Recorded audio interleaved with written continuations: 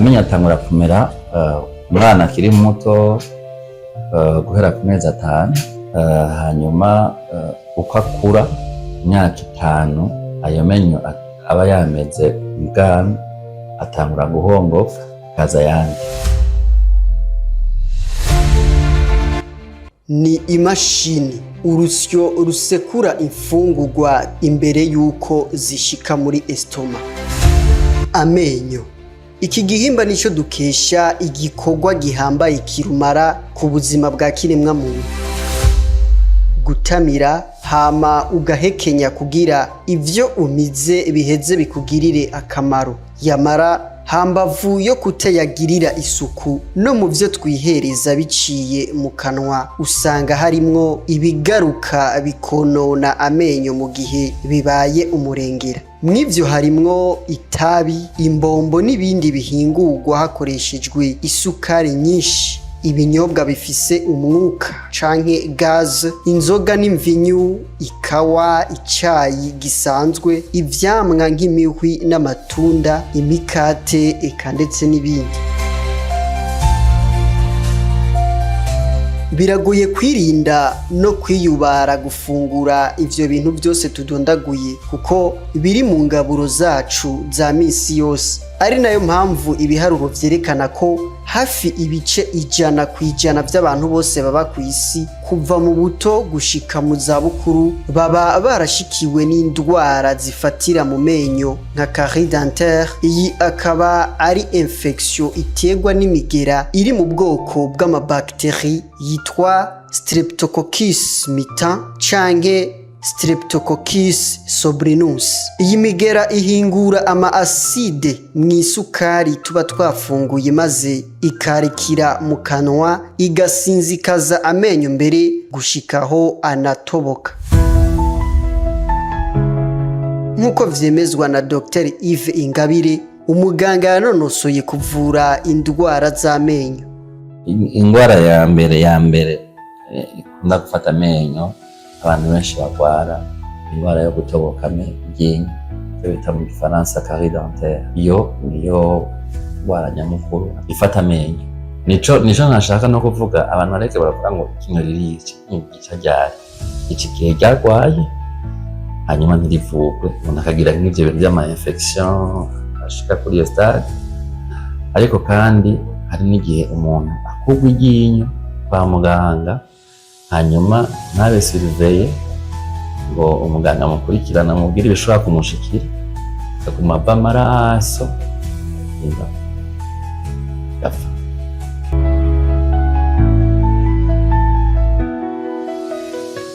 Mu cegeranyo c'ishirahamwe mpuzamakungu ryitaho amagara y'abantu ku isi, OMS imenyesha ko hafi 2/3 c'abantu bari ku isi, ibice 45% no kuvuga imiliyaridi 3 n'ibice 5 ku isi yose bagendana indwara zifatira mu kanwa no mu menyo. Muri izo ndwara carie dentaire iza kwisonga nubwo izo ndwara zisa nk'izititaweho nk'uko vyemezwa na Tedros Adhanom Ghebreyesus, umuyobozi mukuru wa OMS. Iryo shirahamwe nyene ribandanya rimenyesha ko mu myaka 30 iheze mu bihugu bigera ku 194 hiyongeye abantu bagera ku miliyaridi banduye izi ndwara zifatira mu kanwa no mu menyo. Mbega none twokora iki kugira amenyo yacu agume akomeye maze tuyarinde izi ndwara ziyasinzikaza? Ndabaramukije, nitwa Tangimana Patrick. Mwakoze guhitamwe neza. Aha ni kumbonesha kure yanyu ya BTV Burundi. Sangwa ikaze mu kiganiro c'amagara meza, aho no munsi tugire turabire hamwe ibijanye n'igihimba c'iryinyo, duce ijya nino indwara zifatira mu kanwa no mu menyo zikabangamirana cane cane igihimba c'amenyo. Muriko mudukurikirana ku bari kuri Star Times ni kwisheni 106 n'isheni y'amajana 781, ku bari kuri Canal Plus ni kwisheni y'amajana 396, nayo kuri STNB ni kwisheni 106. Mwibuke gukora subscribe na like kuri BTV Burundi muciye kuri Facebook, YouTube, TikTok, X na Instagram. Mwongere mudusangize ivyiyumviro vyanyu muri commentaire.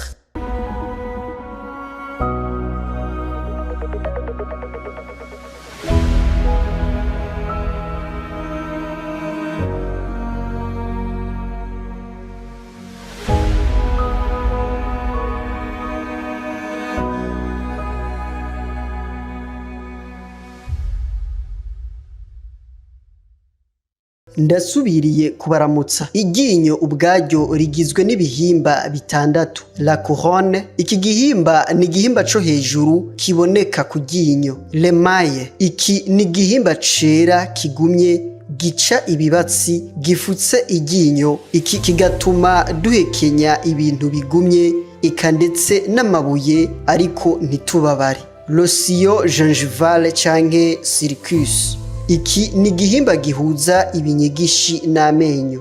La dentine, iki ni igihimba c'imbere canke inyuma y'iryinyo. La pulpe dentaire, iki ni igihimba kigizwe n'imitsi nsozabwenge n'iyitwara amaraso ikagaburira amenyo kuva mu buto umuntu akimera amenyo. La racine canke umuzi w'iryinyo, iki ni igihimba c'iryinyo kitaboneka kuko kiri imbere mu ryinyo kigatuma iryinyo ridashobora kuranduka vyoroshe. Dr Yves Ingabire ni umuganga yanonosoye kuvura indwara z'amenyo, akora ku kigo Unité Médicale Santa Maria. Amenyo ari mu migwi avuga ngo mikuru ine ku muntu akuze. Hariho ayo bita les incisives, amenyo ane y'imbere, hakaca hakurikira amakanine, amabwena, amenyo maremare dufise, hakurikira ayo twita les prémolaires abiri gushika kote hejuru no hasi, urumva hari anane akaba ane, hakurikira amenyo ya nyuma atatu twita les molaires n'ibijigo. Ayo nayo umuntu akuze. Rero n'amenyo yo y'abana twita les dents de lait, aba ari amenyo 20, 5 ku ruhande.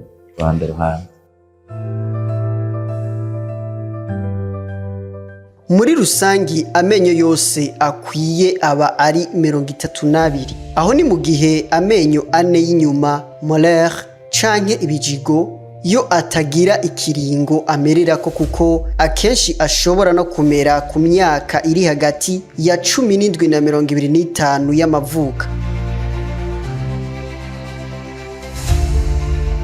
Iryinyo ubwaryo mu gihe rifashwe neza rikaba rishobora kuramba kugeza mbere bandi bakayamera ku mezi 6, mezi 7. Donc bashobora kuyamera kare canke bagahongoka kare bivana n'umubiri w'umuntu na ritme yiwe ya croissance. Kenshi iyo umwana yameze amenyo ateba azohongoka atevye. Uwanyarukije kuyamera akayamera nko ku mezi 4 ashobora gusanga ku wundi nakubwiyeho ku myaka 5 ari abana batangura guhongoka amenyo cyane amenyo yo hasi gataba kuregarega gahongoka. Uwo yayameze atevye akayamera ku mezi 7 ushobora gusanga atanguye guhongoka ku myaka 6, myaka 7. Iryo ryinyo rya mbere ririko rirahongoka. Ku myaka iri hagati ya 12 na 13 abana nka bose baba bamaze guhongoka. Dutahure ko kumera amenyo kare akenshi bituma ahongoka kare. Iyo naho umwana yirengagije kumenyesha ko iryinyo ryiwe riregarega kugira barikure, akenshi irindi rica rimereramwo ico biyita igihatane, kandi iryahatanye birabujijwe kurikura kuko atarindi rizoheza ngo rihamere. Hariho iki tubona bita couronne n'ikirindane mu mubiri bita racine.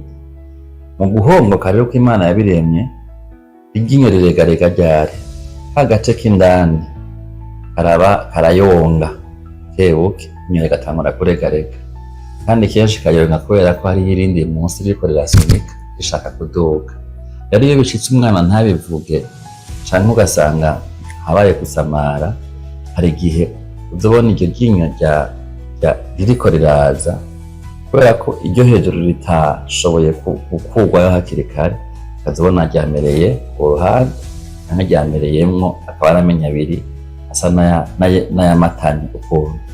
Rero uhatana canke kumera kw'amenyo murindi biva kuko iryo ryinyo yari risanzwe kuba ryavuye ritavuyemwo, naho ugasanga ikibanza ni gito.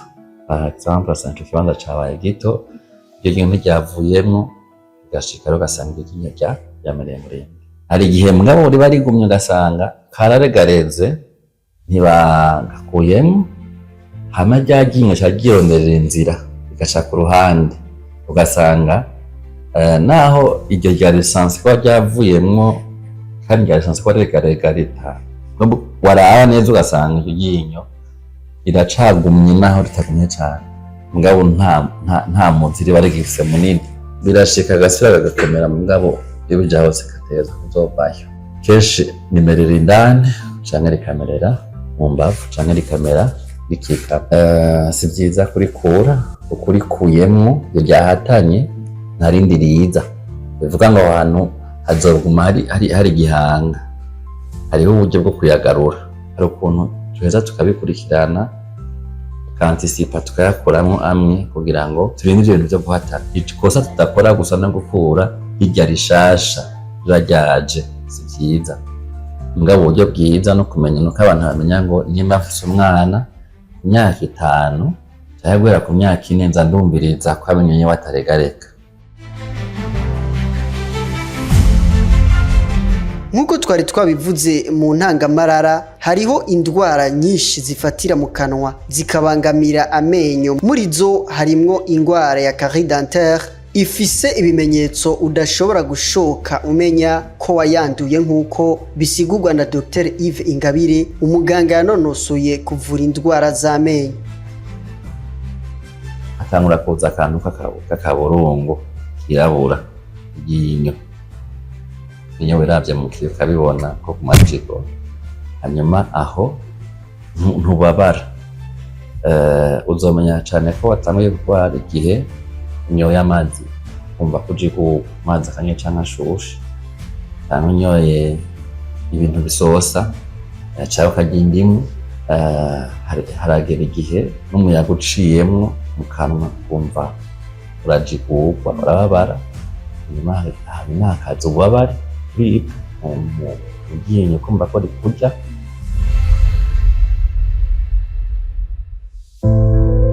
Indwara zifatira mu menyo nka carie dentaire mu gihe itavuwe iragira ingaruka mbi ku magara y'umuntu, kuko imutera infection iheza ikarandagata gushika mbere no mu mutima, maze ikanamuhitana. Urabona amenyo ari hafi y'umutima, aha hantu niho hari ivyo bita gros vaisseau.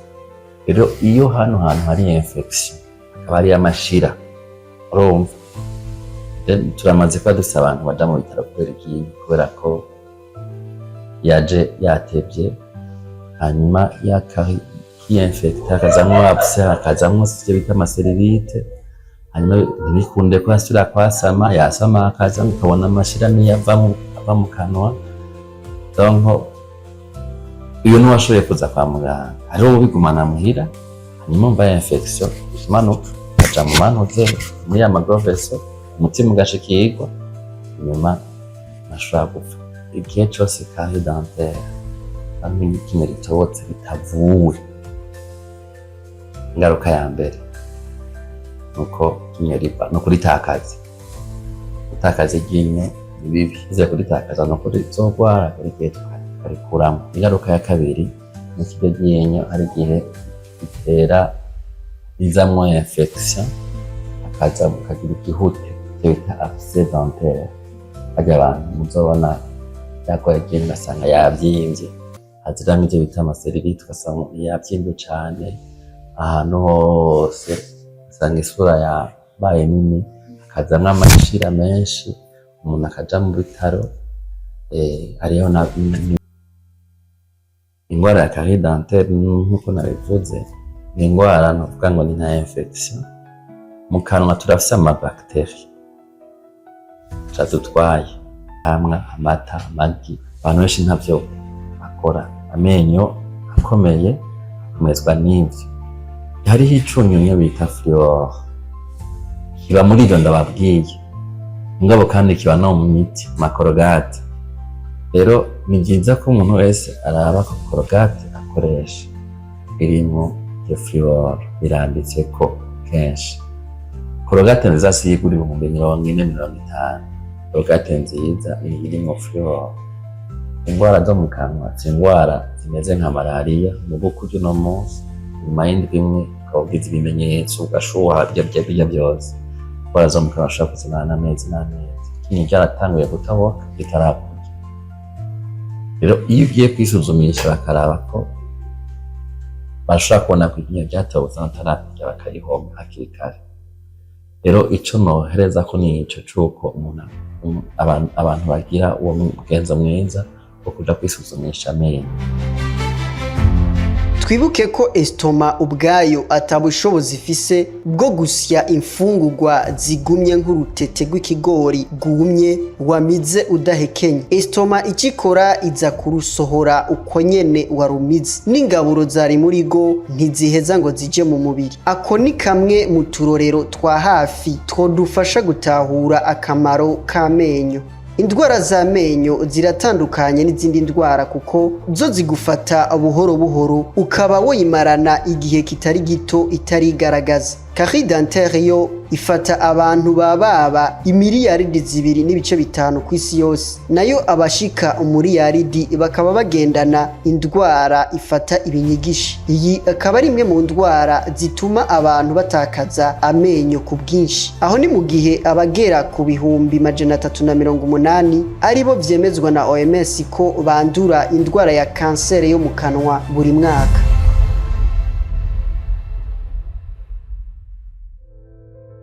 Mwari kumwe na Joe Hatangimana Patrick. Nino ngaha tugarukirije kino kiganiro c'amagara meza, tubibutse ko twariko turabira hamwe ibijanye n'indwara zifatira mu kanwa zigasinzikaza amenyo na cane cane carie dentaire, dufashijwe na muganga Dr Yves Ingabire yanonosoye kuvura indwara z'amenyo, akora ku kigo Unité Médicale Santa Maria.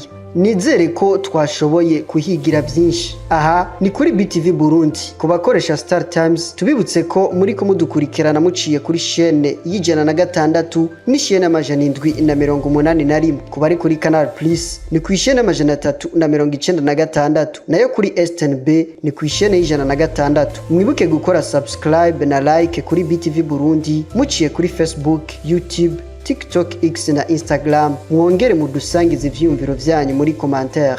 Nimugira umuba mubahwe, musangwa magara meza na gahwane.